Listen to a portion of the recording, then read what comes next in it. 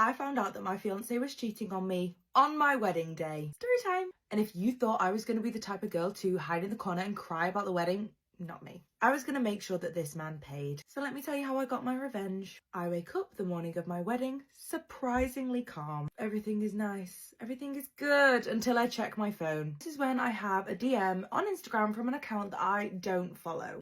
At this point, I thought my biggest concern of the day was going to be if my curls were going to last the whole day, but then I checked this and I realised that I am so out of line. This message reads, "Hey, so sorry, didn't realise he was engaged, and I thought you'd want to know what your fiance did during his stag do." And huns, I kid you not, there are literally maybe 50, 60 photos and videos of this girl and my fiance on his stag do in Vegas, hugging, kissing, weird things. And she even sent some screenshots of their texts basically outlining that he had spent his entire weekend with this girl. Now, I'm not dumb, and I know that if he's going to cheat on me like this on his stag do, this is probably not the first time he has cheated on me. So let's say it together, girls. Who the fuck was I marrying? And also, I realised that this girl lied. She 100% knew that he was engaged because one of the text messages was like, "Are you sure she's never going to find out?" And then another one was like, "Okay, I'll be your last taste of freedom." But listen, my issue is with him, not with her. So I'm just glad that she got in there early before it was too late and I married this man.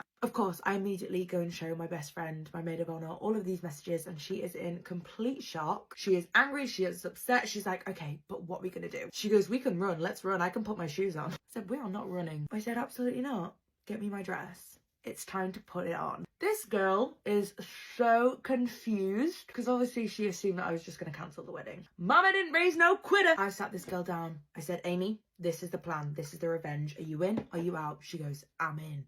Brilliant. Locked in, loaded, let's go. Now roll around to the wedding. The ceremony space is amazing. It was literally a dream. If only the dream man was stood at the end instead of the fucking nightmare that was Steve. So I start walking down the aisle. Steve starts crying, blah, blah, blah. I'm like, "Okay, you look fake, you little liar. I don't believe any emotion you've ever expressed has ever been true." So Steve starts his vows and I am trying so hard to keep myself together. And the problem is that this man's vows were beautiful. Then it came time for me to give my vows, and this is where the fun started, ladies. I say, "Babe, standing in front of you right now, about to say I do."